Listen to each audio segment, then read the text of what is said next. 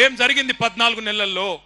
మీ మీదికి బలవంతంగా ఇక్కడ అదాని కంపెనీ పెడతా అంటే, అల్లుడు ఫార్మా కంపెనీ పెడతా అంటే భూములు గుంజుకున్న తందుకు ఒక కుతంత్రంతోని రేవంత్ రెడ్డి ప్రభుత్వం మీ మీదికి వచ్చి ఆనాడు అధికారులు ఇక్కడికి వస్తే ఆ అధికారుల మీదికి మీరు మరలబడి అడిగినరు. ఎట్లిస్తామయ్యా? 65-70 లక్షల ఎకరం ఉండే భూమి నువ్వు 10 లక్షలు ఇస్తామంటే ఎట్లిస్తాం? ఇయ్యం, మేము మా ప్రాణం పైన ఇయ్యం, ఏం చేసుకుంటావో చేసుకోపో అన్నారు. రేవంత్ రెడ్డి గారు ఆయన ప్రభుత్వంలోని మంత్రులు కేసులు పెట్టి 70 మంది మీద కేసులు పెడితే నేను నరేందర్ రెడ్డి దగ్గర పోయినా. ఎట్లున్నాడో ఏమో, నరేందర్ ఆరోగ్యం బాగలేదంట అని నేను ఆయన కాడికి పోయినా. ఎట్లున్నావన్నా అని పోతే నాకేం చెప్పిండు తెలుసా నరేందర్ రెడ్డి? అన్నా, నేను మంచిగానే ఉన్నా, అవసరమైతే కొడంగల్ రైతుల కోసం నెల రోజులు కాదు సంవత్సరం మొత్తం జైల్లో ఉంటా, నువ్వు వాపస్ పో, నువ్వు పోయి అక్కడ ఉండే మా రైతులను నిడిపి అన్నా, నేను కావాలంటే సంవత్సరం ఉంటా. రేవంత్ రెడ్డిని గతంలో నేను ఓడగొట్టిన 2018లో, అందుకే ఆయనకు నా మీద కోపం ఉంటది. కానీ ఆయన కోపం ఆయన తీరేదాకా నన్ను జైల్లో ఉండమంటే ఉంటా, కానీ వాళ్ళ నిడిపి అన్నా, వాళ్ళ కోసం పో అన్నాడు. రేవంత్ రెడ్డి గారు, నీకు ఒక బంపర్ ఆఫర్ ఇస్తున్నాం, చలో నీకు ఒక బంపర్ ఆఫర్. నువ్వు అంటున్నావు కదా నేను కులగణన చేసిన బీసీలందరూ సంతోషంగా ఉండ్రు, నేను రైతు బంద్ వేసిన రైతులందరూ సంతోషంగా ఉండ్రు, రైతు కూలీలకు పైసలు వేసిన వాళ్ళు సంతోషంగా ఉన్నారు, అందరు ఇండ్లకు కాయిదాలు ఇచ్చిన పేదోళ్ళందరూ సంతోషంగా ఉన్నారు అంటున్నావు కదా. దమ్ముంటే రేవంత్ రెడ్డి కొడంగల్ ఎమ్మెల్యే పదవికి రాజీనామా చేసి మళ్ళీ ఇక్కడికి రా, ఎవరు గెలుస్తారో చూద్దాం. 50,000కు ఒక్క ఓటు తక్కువ వచ్చినా నేను రాజకీయ సన్యాసం చేసి మళ్ళా రాజకీయంలో కూడా ఉండా.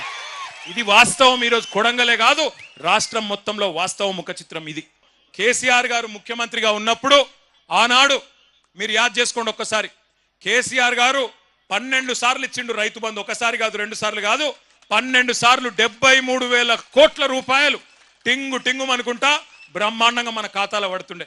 ఒక్కొక్క ఎకరానికి రేవంత్ రెడ్డి ప్రభుత్వం ఒక్కొక్క రైతుకు బాకీ ఉన్నది 17,500 రూపాయలు. ఇవాళ ఏందో పెద్ద మేలు చేసినట్టు 15,000 ఇస్తా అని చెప్పినోడు ఇప్పుడు నేను 12,000 ఇస్తా అని చెప్పి మోసం చేస్తాడు. మరి దాన్ని ఆమోదిద్దామా? 15,000 కాదు 12,000 సరిపోతుందా? 15,000 ఇస్తానని చెప్పి ఓట్లు వేయించుకున్నాడు 12,000 చేస్తే మోసం కాదా? చీటింగ్ కేసు పెట్టద్దా? రేవంత్ రెడ్డి లెక్క 50 లక్షల రూపాయలు ఎమ్మెల్యేలను కొనతందుకు పోయి దొరికిపోయి దొంగ పని చేసి జైలు కోలే పట్నం నరేందర్ రెడ్డి.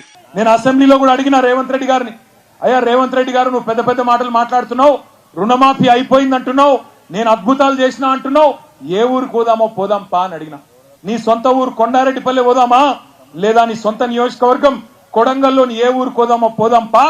ఏ ఒక్క ఊర్లోనైనా 100% రైతులు కింద రుణమాఫీ అయ్యింది అంటే నేను అక్కడనే నా ఎమ్మెల్యే పదవికి రాజీనామా చేసి మళ్ళా కనవడ వెళ్ళిపోతా అని చెప్పిన. ఈరోజు ఒక్క ఊళ్ళో కూడా చారానకు మించి రైతు రుణమాఫీ కాలే. రైతు బంధు రాదు, రైతు రుణమాఫీ జరగదు, భూములు మాత్రం గుంజుకుంటారు. అదాని కోసం, అల్లుని కోసం, ఫార్మా కంపెనీల కోసం పేదవాళ్ల భూములు.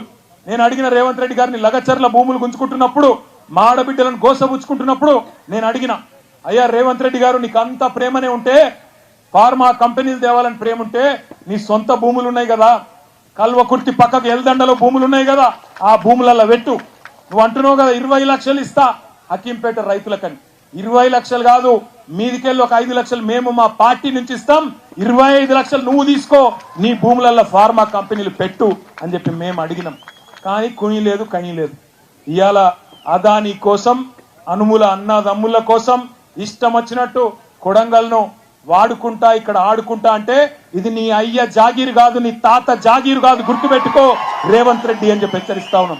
ఇక్కడ ఉన్నది యోగి గులాబీ జెండా ఉన్నంత కాలం, తెలంగాణ ప్రజలకు కేసీఆర్ ఉన్నంత కాలం ఎక్కడ అన్యాయం జరిగినా, అది కొడంగల్ కావచ్చు, ఇంకొకటి కావచ్చు, అక్కడ గద్దల్లాగా వాళ్తాం, మీ అందరికీ రక్షణగా ఉంటాం. ఎక్కడ ఎవడెవడు ఇలా కొడంగల్లో మా నాయకుల మీద కేసులు పెడతా ఉన్నారు. వస్తున్నాయట జల్దీ జెడ్పీటీసీ, ఎంపీటీసీ ఎలక్షన్లు వస్తున్నాయట. ఏ గుర్తు? ఎవరు కావాలి ముఖ్యమంత్రి? మళ్ళా ఎవరు? కేసీఆరేనా? గట్టిగా ఒకసారి జై కేసీఆర్, జై తెలంగాణ.